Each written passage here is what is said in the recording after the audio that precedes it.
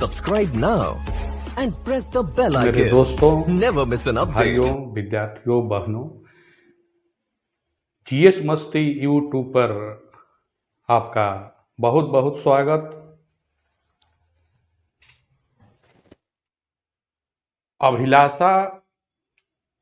अभिलाषा तभी फलोत्पादक होता है जब वह दृढ़ निश्चय में परिणत कर दी जाती है। अभिलाषा तभी फल उत्पादक होता है जब वह दृढ़ निश्चय में परिणत कर दी जाती है। आप वीडियो को लाइक सब्सक्राइब जरूर करें। आइए आज के वीडियो में हम राज्य की कार्यपालिका एवं विधायिका के अंतर्गत हमने पिछले वीडियो में राज्यपाल के बारे में पद, शपथ, पदावधि आदि बिंदुओं के बारे में हम लोगों ने देखा था। आज हम देखेंगे इस वीडियो में राज्यपाल की शक्तियां तथा कार्य। राज्यपाल की शक्तियां तथा कार्य। तो जिस तरह से केंद्र में राष्ट्रपति को शक्तियां और कार्य प्राप्त होता है, उसी तरह से राज्य में राज्यपाल को शक्तियां और कार्य प्राप्त होते हैं। लेकिन मृत्युदंड और सैनिक मामले, संकट मामले को छोड़कर, ये तीन चीजों को छोड़कर, तो आज हम देखेंगे राज्यपाल की शक्तियां तथा कार्य। तो सबसे पहले हम लोग देखेंगे राज्यपाल की शक्तियों के बारे में, जिसमें कार्यपालिक शक्तियां होता है, विधायी शक्तियां होता है, न्यायिक शक्तियां प्राप्त है, वित्तीय शक्तियां प्राप्त है। धारा 356 के तहत राष्ट्रपति को शक्तियां और कार्य प्राप्त है, जिस समय वे वास्तविक प्रधान हो जाते हैं। और इसके अलावे विवेकाधीन विशेषाधिकार प्राप्त है। तो ये सारी शक्तियां प्राप्त है, सारे कार्य राज्यपाल द्वारा किए जाते हैं। तो सबसे पहले हम कार्यपालक अथवा प्रशासकीय शक्तियों के बारे में देखेंगे। तो राज्य के समस्त प्रशासकीय कार्य राज्यपाल के नाम से संपादित किए जाते हैं। जो भी कार्यपालिक या प्रशासकीय कार्य होते हैं, सभी राज्यपाल के नाम से संपादित किए जाते हैं। और संविधान के अनुच्छेद 164(1) के तहत राज्यपाल मुख्यमंत्री की नियुक्ति एवं मुख्यमंत्री की सलाह से अन्य मंत्रियों की नियुक्ति करते हैं। ये जब विधानसभा के बहुमत दल के नेता चुने जाते हैं, तो मुख्यमंत्री को शपथ दिलाते हैं राज्यपाल, और साथ ही मुख्यमंत्री की सलाह से अन्य मंत्रियों को भी नियुक्त करते हैं।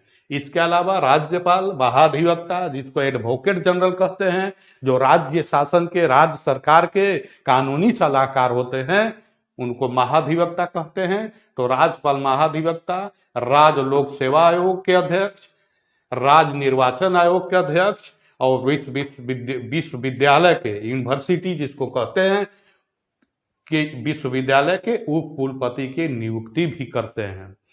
जो वीसी होते हैं विश्वविद्यालय के, उसकी नियुक्ति भी राज्यपाल द्वारा किए जाते हैं। और राज्यपाल कुलाधिपति भी होते हैं। हालांकि सभी विश्वविद्यालय के जो हैं कुलाधिपति राज्यपाल होते हैं, और ये वीसी को, उप कुलपति को नियुक्त करते हैं।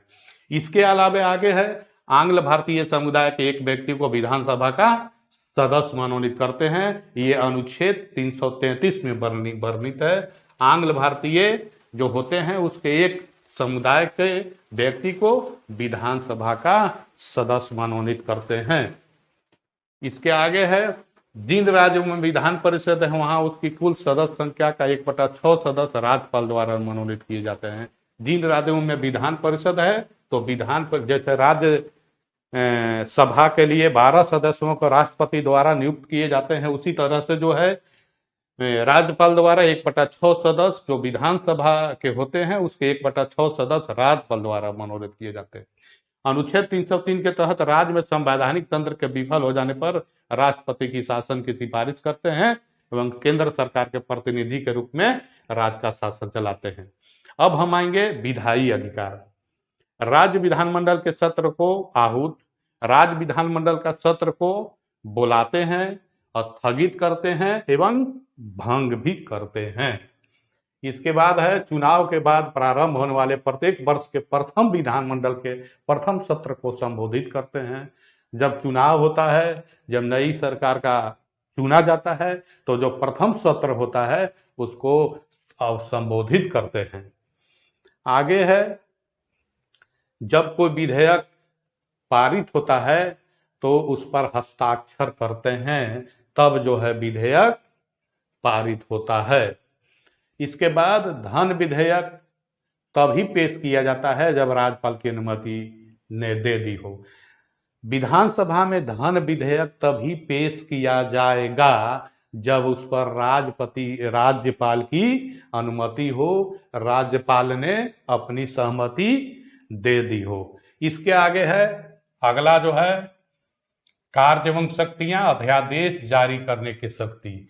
ये किस अनुच्छेद में वर्णित है? तो 213 में। ये सारे जो है प्रश्न जो है आपके वस्तुनिष्ठ प्रश्न बनते हैं। पूछेगा अध्यादेश जारी करने की शक्ति राज्यपाल को किस अनुच्छेद में प्राप्त है? तो अनुच्छेद 213 में।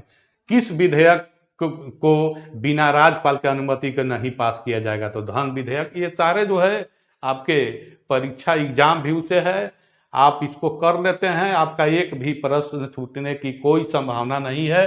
तो आगे है अध्यादेश जारी करने की शक्ति, अनुच्छेद 213 में। राज्य विधानमंडल सत्र में न हो, हालांकि कहने का तात्पर्य है राज्य विधानमंडल अगर विधानसभा विधान परिषद का सत्र नहीं चल रहा हो किसी कारणवश और राज्य में कानून बनाना आवश्यक हो, तो इस स्थिति में राज्यपाल मंत्री परिषद की सलाह पर अध्यादेश जारी कर सकते हैं।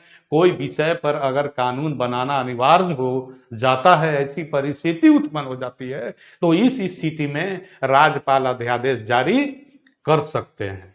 अब हम आगे देखेंगे न्यायिक शक्तियां। यहाँ इसका कहाँ वर्णन है? तो अनुच्छेद 161 में। पूछ सकता है परीक्षा में अनुच्छेद 161 में किस चीज के बारे में वर्णित है? तो न्यायिक शक्तियां या राज्यपाल की न्यायिक शक्तियां अनुच्छेद किस में वर्णित है? तो 161।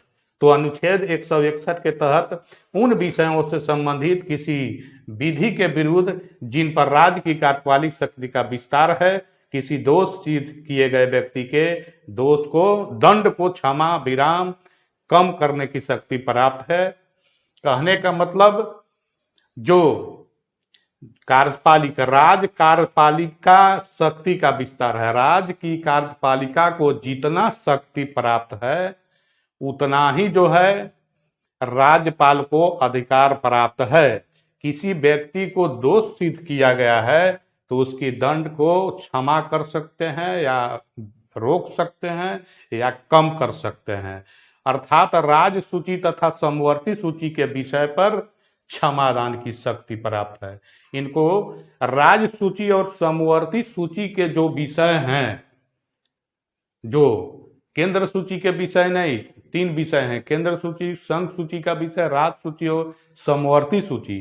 तो जो राज्य सूची तथा समवर्ती सूची का विषय है उसी को पर क्षमादान की शक्ति राज्यपाल को केवल प्राप्त है।